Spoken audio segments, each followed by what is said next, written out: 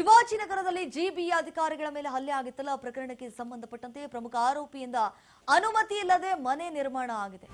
ಆರೋಪಿ ಬಸವರಾಜ್ ಪಡುಕೋಟೆಗೆ ನೋಟಿಸ್ ಕೊಡಲಾಗಿದೆ. ಹೊಸಕೋಟೆಯಲ್ಲಿ ಅನುಮತಿ ಇಲ್ಲದೆ ಹೆಚ್ಚುವರಿ ಮಹಡಿಯನ್ನ ನಿರ್ಮಾಣ ಮಾಡಿದ್ರಂತೆ. ಅನಧಿಕೃತವಾಗಿ ಕಟ್ಟಡ ನಿರ್ಮಿಸ್ತಾ ಇದ್ದ ಬಸವರಾಜ್ ಪಡುಕೋಟೆ ಅನುಮೋದಿತ ನಕ್ಷೆಯನ್ನ ಉಲ್ಲಂಘಿಸಿ ಹೆಚ್ಚುವರಿ ಮಹಡಿಯನ್ನ ನಿರ್ಮಾಣ ಮಾಡಲಾಗಿತ್ತು. ನೋಟಿಸ್ ಹಿನ್ನೆಲೆ ಮನೆ ನಿರ್ಮಾಣ ಕಾರ್ಯ ಈಗ ಸ್ಥಗಿತಗೊಂಡಿದೆ. ನಿರ್ಮಾಣಕ್ಕೆ ಸಂಬಂಧಪಟ್ಟಂತೆ ದಾಖಲೆಗಳನ್ನು ಸಲ್ಲಿಸುವಂತೆ ಆದೇಶವನ್ನು ಹೊರಡಿಸಿದ್ದಾರೆ. ಅಲ್ಲಿ ನೋಡಿ, ರೂಲ್ಸ್ ಅಂಡ್ ರೆಗ್ಯುಲೇಷನ್ ಫಾಲೋ ಮಾಡಿಲ್ಲ, ನಿಯಮ ಉಲ್ಲಂಘನೆ ಮುಂದುವರೆದರೆ ಕಾನೂನು ಕ್ರಮದ ಎಚ್ಚರಿಕೆಯನ್ನ ಕೊಟ್ಟಿದ್ದಾರೆ. ಈಗಾಗಲೇ ನೋಡಿ ಅಧಿಕಾರಿಗಳ ಮೇಲೆ ಯಾವ ರೀತಿ ಹಲ್ಲೆ ಮಾಡೋದಕ್ಕೆ ಮುಂದಾಗಿದ್ರು. ಮೇನ್ ರೂವಾರಿ, ಮೇನ್ ಕಿಂಗ್ ಪಿನ್ ಅಂತಂದ್ರೆ ಅದು ಆರೋಪಿ ಬಸವರಾಜ್ ಪಡುಕೋಟೆ. ಎಷ್ಟರ ಮಟ್ಟಿಗೆ ಅಧಿಕಾರಿಗಳ ಮೇಲೆ ದುರ್ವರ್ತನೆಯನ್ನ ತೋರಿಸಿದ್ರು. ಒತ್ತುವರಿ ತೆರವು ಕಾರ್ಯಾಚರಣೆ ಮಾಡಕ್ ಬಂದಂತಹ ಸಂದರ್ಭದಲ್ಲಿ ಆ ರೀತಿಯಾಗಿ ಹಲ್ಲೆ ಮಾಡಿದ್ರಲ್ಲ. ಈಗ ಪ್ರಮುಖ ಆರೋಪಿಯಿಂದ ಅನುಮತಿ ಇಲ್ಲದೆ ಒಂದು ಮನೆಯನ್ನ ನಿರ್ಮಾಣ ಮಾಡಲಾಗ್ತಾ ಇದೆ. ಆರೋಪಿ ಬಸವರಾಜ್ ಪಡುಕೋಟೆಗೆ ಈಗ ನೋಟಿಸ್ ಕೊಟ್ಟಿದ್ದಾರೆ. ನೋಟಿಸ್ ಸರ್ವಾಗಿದೆ. ಹೊಸಕೋಟೆಯಲ್ಲಿ ಅನುಮತಿ ಇಲ್ಲದೆ ಹೆಚ್ಚುವರಿ ಮಹಡಿಯನ್ನ ನಿರ್ಮಾಣ ಮಾಡ್ತಾ ಇದ್ರು. ನೋಡಿ, ಕೆಲವೊಂದಿಷ್ಟು ರೂಲ್ಸ್ ಅಂಡ್ ರೆಗ್ಯುಲೇಷನ್ಸ್ ಗಳಿರ್ತಾವೆ, ಅದನ್ನ ಫಾಲೋ ಮಾಡಬೇಕು. ಸರ್ಕಾರದ ನಿಯಮಗಳನ್ನ ಅನುಸರಿಸಬೇಕಾಗತ್ತೆ. ಅದು ಬಿಟ್ಬಿಟ್ಟು ತಮ್ಮ ಇಷ್ಟ ಬಂದಂತೆ ಎಷ್ಟು ಫ್ಲೋರ್ ಬೇಕೋ ಅಷ್ಟು ಫ್ಲೋರ್ ಕಟ್ಟೋದಲ್ಲ. ಅನಧಿಕೃತವಾಗಿ ಕಟ್ಟಡ ನಿರ್ಮಿಸ್ತಾ ಇದ್ದಂತಹ ಬಸವರಾಜ್ ಪಡುಕೋಟೆಗೆ ಈಗ ಬಿಗ್ ಶಾಕ್ ಎದುರಾಗಿದೆ. ಇದೇ ವಿಚಾರಕ್ಕೆ ಸಂಬಂಧಪಟ್ಟಂತೆ ಹೆಚ್ಚಿನ ಡೀಟೇಲ್ಸ್ ಕೊಡ್ತಾರೆ ನಮ್ಮ ಪ್ರತಿನಿಧಿ ವಿನುತಾ. ಈಗ ಫೋನ್ ಸಂಪರ್ಕದಲ್ಲಿ ಜಾಯ್ನ್ ಆಗಿದ್ದಾರೆ. ವಿನುತನ ಗಮನಿಸಿದಾಗೆ ಈ ಅಧಿಕಾರಿಗಳ ಮೇಲೆ ಏನು ಹಲ್ಲೆ ಮಾಡೋದಕ್ಕೆ ಮುಂದಾಗಿದ್ನಲ್ಲ, ಮೇನ್ ರೂವಾರಿ ಅಂತಂದ್ರೂ ಕೂಡ ತಪ್ಪಾಗ್ಲಿಕ್ಕಿಲ್ಲ. ಈಗ ಅನುಮತಿ ಇಲ್ಲದೆ ಮನೆ ಮಹಡಿಯನ್ನ ನಿರ್ಮಾಣ ಮಾಡ್ತಾ ಇದ್ದಾನೆ. ಈಗ ನೋಟಿಸ್ ಕೂಡ ಸರ್ವ್ ಮಾಡಿದ್ದಾರೆ. ಇದಕ್ಕೆ ಆತನ ಪ್ರತಿಕ್ರಿಯೆ ಏನು ಅಂತ ಹೇಳಿ?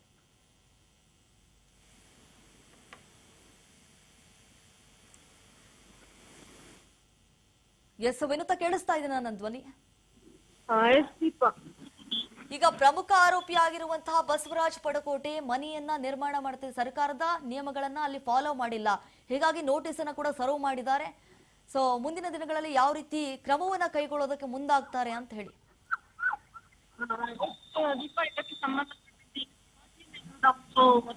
ಸಂದರ್ಭದಲ್ಲಿ ಅಧಿಕಾರಿಗಳ ಮೇಲೆ ಹಲ್ಲೆ ನಡೆಸಿದಂತಹ ಪ್ರಮುಖ ಆರೋಪಿಯಾಗಿರುವಂತಹ ಬಸವರಾಜ್ಗೆ ಸಂಬಂಧಪಟ್ಟಂತಹ ಒಂದು ಮನೆಗೆ ಇದೀಗ ನೋಟಿಸ್, ಅಂದ್ರೆ ಕಟ್ಟಡ ನಿರ್ಮಾಣದ ಹಂತದಲ್ಲಿದ್ದಂತಹ ಕಟ್ಟಡಕ್ಕೆ ಇದೀಗ ನೋಟಿಸ್ ಅನ್ನ ಜಾರಿ ಮಾಡಿರುವಂತದ್ದು. ಅಂದ್ರೆ ಇಲ್ಲಿ 5 ಅನುಮತಿಯನ್ನ ಕೋರದೆ ಹೆಚ್ಚಿನ ಒಂದು ಕಟ್ಟಡಗಳ ನಿರ್ಮಾಣಕ್ಕೆ ಮುಂದಾಗಿದ್ದಂತಹ ಬಸವರಾಜ ವಿರುದ್ಧ ಇದೀಗ ನೋಟಿಸ್ ಅನ್ನ ಹೊರಡಿಸಿರೋದಂದ್ರೆ ಹೊಸಕೋಟೆಯಲ್ಲಿರುವಂತಹ ಅವರ ಒಂದು ನಿರ್ಮಾಣ ಹಂತದಲ್ಲಿದ್ದಂತಹ ಮನೆಗೆ ಇದೀಗ ಬ್ರೇಕ್ ಅನ್ನ ಅಧಿಕಾರಿಗಳು ಹಾಕಿರುವಂತದ್ದು. ನೋಟಿಸ್ ನೀಡಿದಂತ ಬೆನ್ನಲ್ಲೇ ಇದೀಗ ಅಲ್ಲಿ ಅಂದ್ರೆ 27ನೇ ತಾರೀಕು ಆ ಒಂದು ಸ್ಥಳಕ್ಕೆ ಅಧಿಕಾರಿಗಳು ಭೇಟಿ ಕೂಡ ಮಾಡಿರ್ತಾರೆ.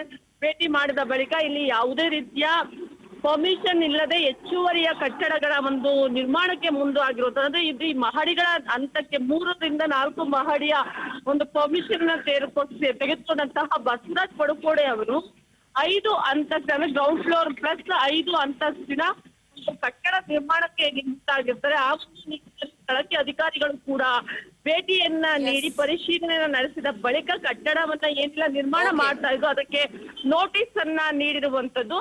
ಅಂದ್ರೆ ಸ್ಥಳೀಯ ಯೋಜನಾ ಪ್ರಾಧಿಕಾರದ ಹಂತದಲ್ಲಿ ಒಂದು ಕಟ್ಟಡವನ್ನ ನಿರ್ಮಾಣವನ್ನ ಕೂಡ ಮಾಡಲಾಗ್ತಾ ಇತ್ತು. ಕರ್ನಾಟಕ ಕಾರ್ಮಿಕ ಮಂಡಳಿಗೆ ಸಂಬಂಧಪಟ್ಟಂತೆ ಅಲ್ಲಿನ ಕಾರ್ಮಿಕರ ಕಲ್ಯಾಣ ಕರೆಗೆ ಅಲ್ಲಿನ ಒಂದು ಸಹಯೋಗದಲ್ಲಿ ಈ ಒಂದು ಅರ್ಜಿಯನ್ನ ವಿಚಾರಣೆಯನ್ನ ಕೂಡ ಮಾಡಲಾಗುತ್ತೆ. ಈ ರೀತಿ ಉಕ್ರಮವಾಗಿ ಮನೆಗಳನ್ನ ನಿರ್ಮಾಣ ಕೂಡ ಮಾಡಲಾಗ್ತದೆ without permission. Okay, Vinutha, thank you ತಮ್ಮ ಮಾಹಿತಿಗಾಗಿ.